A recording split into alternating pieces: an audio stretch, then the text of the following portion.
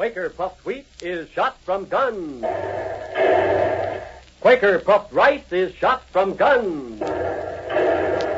Yes, listen to the roar of the Quaker guns brought to you direct from the Quaker cereal mills, where Quaker puffed wheat and Quaker puffed rice are shot from guns to make them crisp and tender as nuts in November. Now, Quaker puffed wheat and Quaker puffed rice bring you Terry and the Pirates, the new and exciting adventure of Terry Lee and the Pirates' Gold Detector Ring.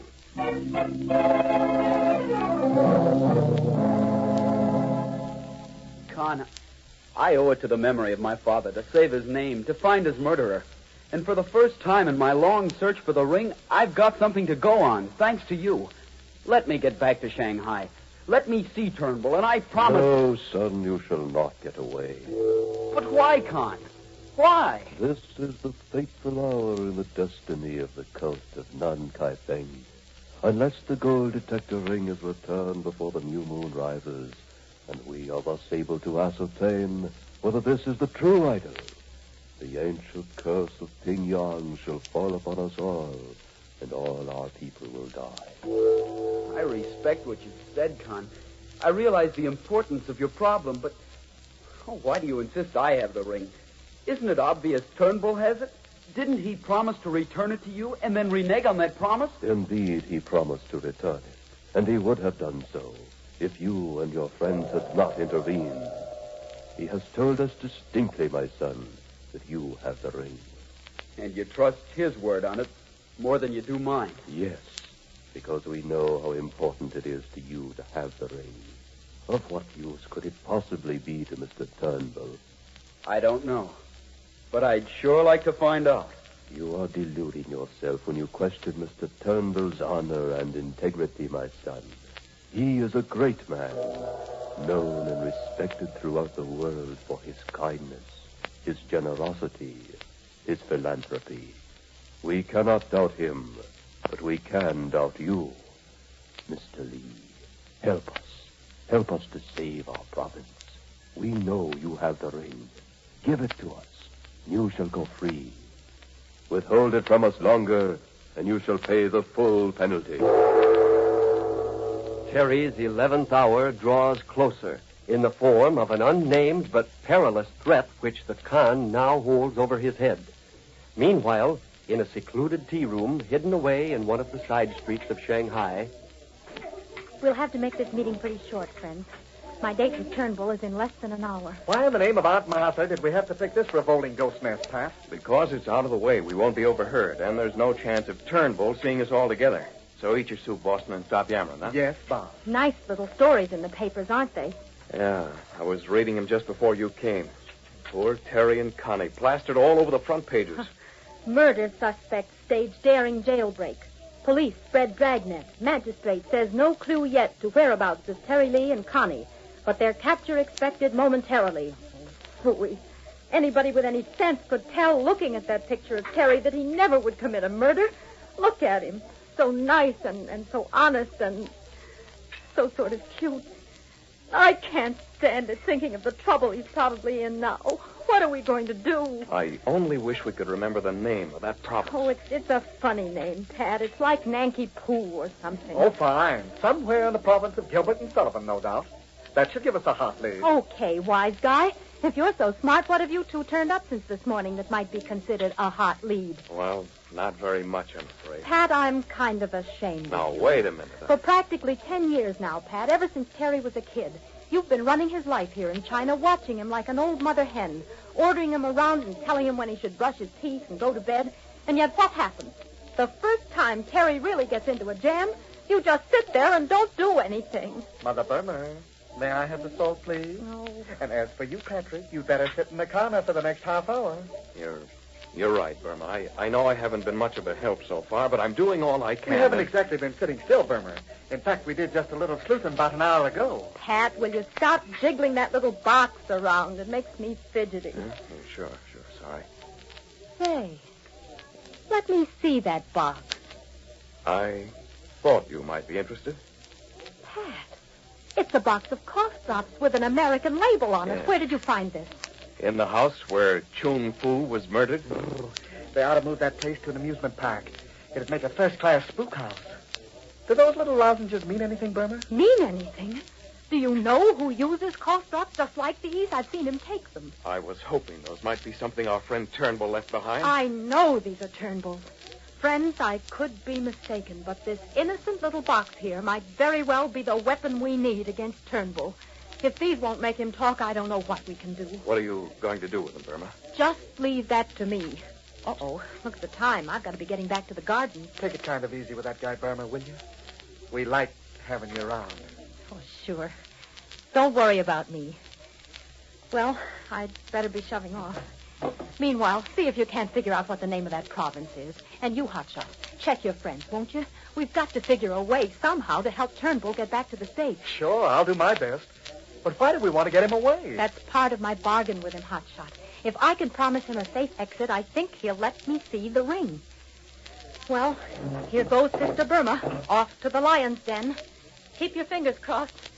I'll see you later. Pat and Hotshot watched the poised, trim figure of Burma as she walked out of the tea house, heading for her dangerous rendezvous. Anything can happen now, and probably will.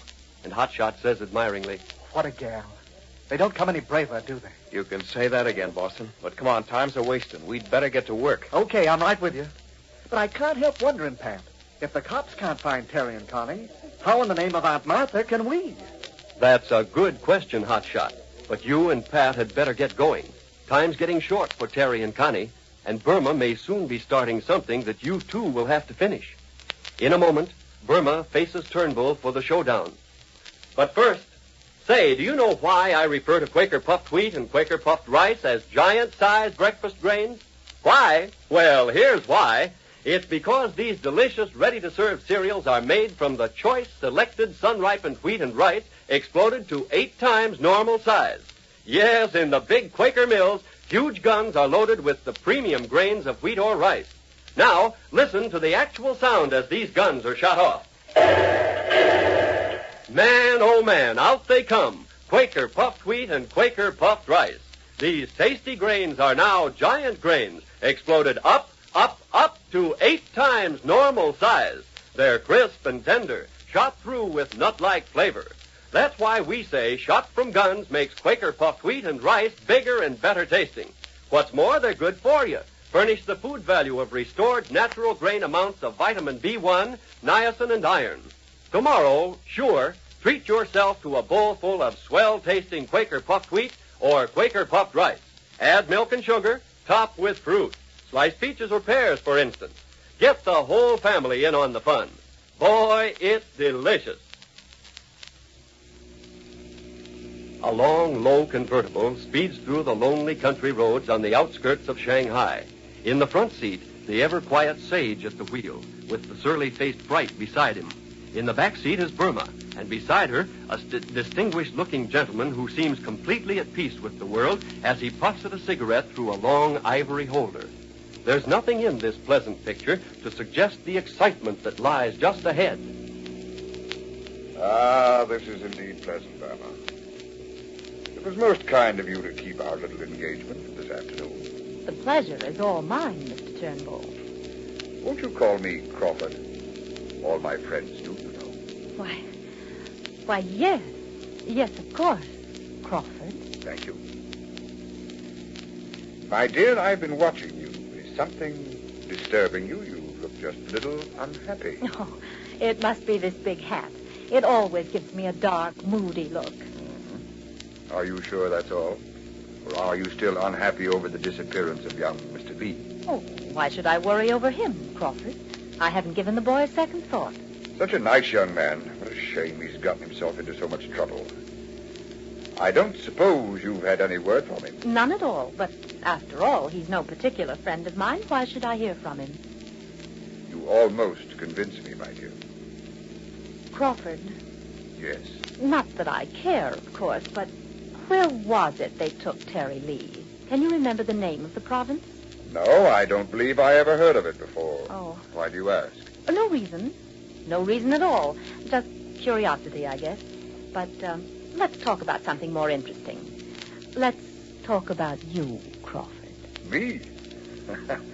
I'm afraid you'll find I'm a rather dull subject. Oh, stop being so modest. Everybody knows you're one of the biggest names in banking and world trade and finance and philanthropy and charity and everything. Well. How about being my press agent? Tell me. After all, it isn't every afternoon I spend with such a celebrity. When I write my folks back home about this, I want to give them the real lowdown. So, give, Mr. F. Crawford Turnbull. Well, I guess you'd call me the epitome of everything routine and stuffy. I'm the sort of man journalists like to refer to as chairman of so many boards they can't be counted, or respected denizen, or genial philanthropist, or... Well, what is the matter with this cough of mine? Oh, that reminds me, Crawford. I have something in my purse here. Oh? Just the thing you need for that cough. Really? Yes. Here, Crawford. Try these. Where did you get these lozenges, Burma? I took a little walk this morning. I found them in the strangest place. A dark little house on Fang Street. Is that so? Yes.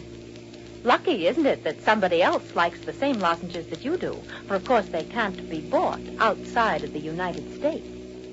Yes, it is fortunate. Burma, my dear, you're a very clever young woman. I realize it more and more as I get better acquainted with you. Thank you.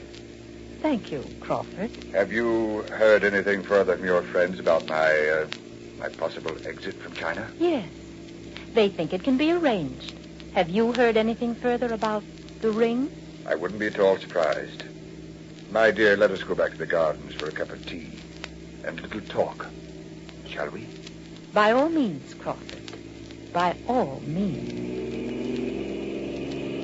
Well, it looks as though Burma played her hand just right, doesn't it? Turnbull didn't admit much about those lozenges, but it isn't hard to see he's getting crowded into a rather dangerous corner. Do you think he will now show Burma the pirate's gold detector ring? And meanwhile, what of Terry, whose whole future seems to depend upon the whereabouts of that ring? In a moment, we'll hear the Khan tell Terry a very strange thing. But first, ask Mother. She knows. Mother knows the quality that comes first in a food. So it's little wonder that Quaker puffed wheat and Quaker puffed rice are so popular, are winning the praise of many of Hollywood's biggest movie stars. Yes, folks appreciate quality. So remember, only the premium grains of wheat or rice are selected for these delicious, ready-to-serve cereals shot from guns. For the best, always look for the big red and blue package with the famous Quaker man on the front. That's your guarantee that you're getting the original, the one and only Quaker puffed wheat and Quaker puffed rice. Mr. Lee, we have just received an interesting report from Shanghai. What kind of a report, Con? Your friend, Miss Burma, I believe, is spending the afternoon with none other than Mr. F. Crawford Turnbull. I don't believe it, sir. There are so many things you don't seem to believe, son. But if Mr. Turnbull is the rogue you say he is it reasonable to suppose your own friends would seem to like his company so much? You have a knack for twisting things, haven't you? My son, the hours are growing shorter. Produce the gold detector ring, and save yourself, my son. Save yourself. Tomorrow, while Pat and Hotshot scramble to gather facts that will help Terry and Connie, Terry, trapped, helpless, faces the 11th hour. Listen tomorrow. Terry and the Pirates is written by Harrison Bingham and is brought to you each day, Monday through Friday, same time, same station. So listen tomorrow when Quaker puffed wheat and Quaker puffed rice bring you Terry and the Pirates. This is ABC, the American Broadcasting Company.